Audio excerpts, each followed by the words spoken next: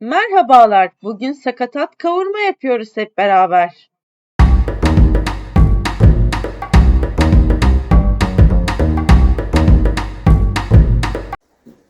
Sakatatlar tabii çok kanlı oluyor. Şöyle bir yıkayalım.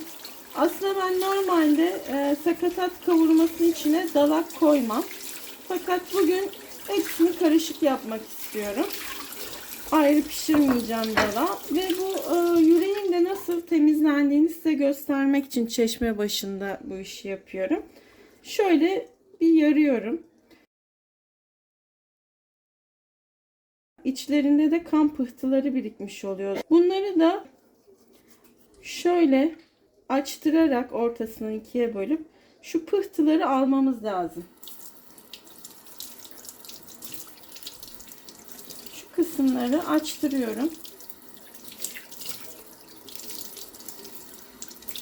Dalağın en ince zarını isterseniz alabilirsiniz şu kısmı.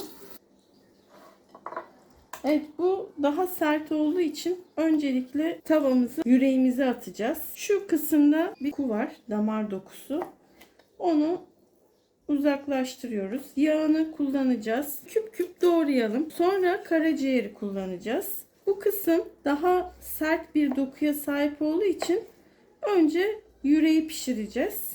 Önden yüreği atacağız. Karaciğerin zarından nasıl ayıracağımızı bir önceki videoda sizlere göstermiştim. Soğuk suda bekletiyoruz. Bir 15 dakika. Bunun sert olan şu kısımlarını alıp atıyoruz bu arada. Sonra zarını soyup onu da böyle küp küp doğrayacağız.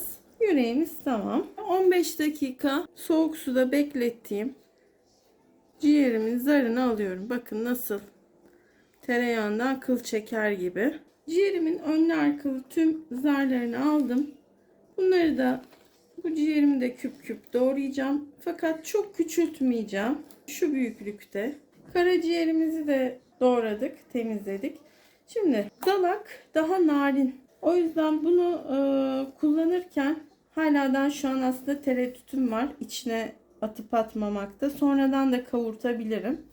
Bunu birazcık derine inip eğer zarını biraz fazla alacağım derseniz şöyle dokusuna inersiniz. Ki bu da bunun yumuşak dokusundan dolayı yemeğin kararmasına sebebiyet verir. Bunu o yüzden çok aslında kavurmaya koymayız. Yani karıştırmayız. Bunu en son yapmaya şu an daha da kararım kesinleşti. Aynı tavada yapacağım. Az miktarda göstereceğim size. Bunu da böyle küp küp doğruyorum.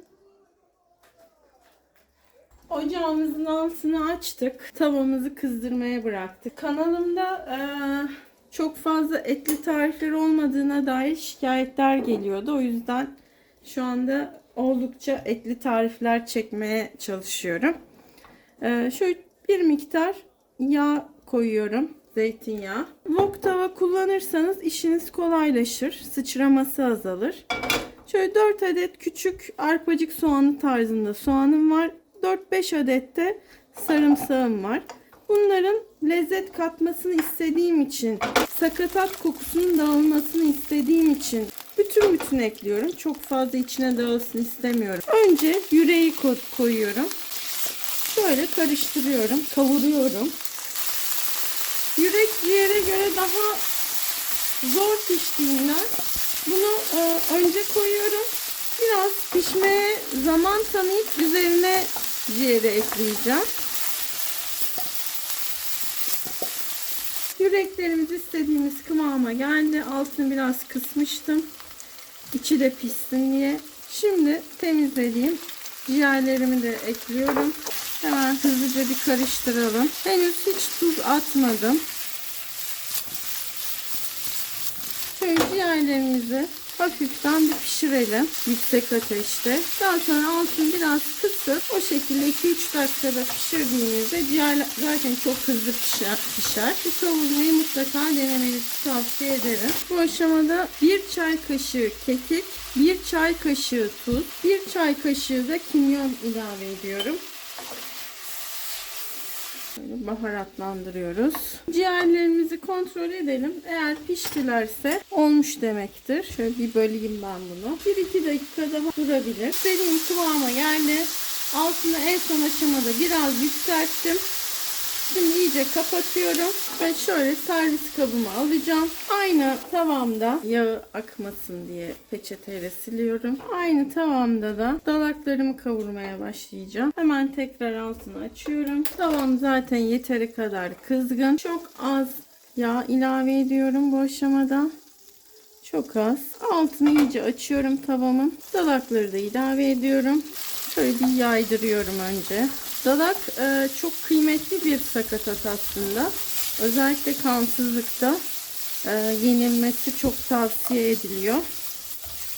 Ve aslında çok pişirilmeden öneriliyor ama ben sakatatların hani biraz pişmesi taraftarıyım. Çünkü adı üzerinde sakatat, aslında çok da tüketmemek gerekiyor ama seviyoruz işte, tüketiyoruz. Bunu da hemen baharatlandıralım.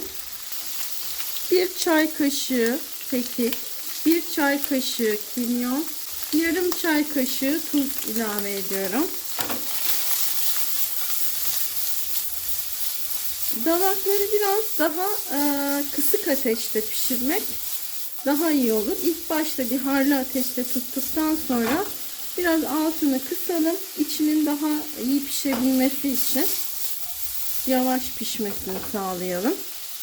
Dışı yanık yanık gibi durur ama aslında içi bunların pişmemiştir henüz. Biraz böyle kısık ateşte pişmeye bırakalım. Evet, artık istediğim kıvama geldi. Dalaklarım da hazır. Bunun da altını kapatıyorum. Şu servis tabağımın kenarına onu da ilave ediyorum şöyle. Artık bu da servise hazır. Şöyle göstereyim. Yapanlara ve deneyenlere afiyet şifa olsun şimdiden diyorum. Afiyetle, sağlıkla kalın. Kraliçenin renklerinden ayrılmayın. Abone olmayı unutmayın. İyi günler.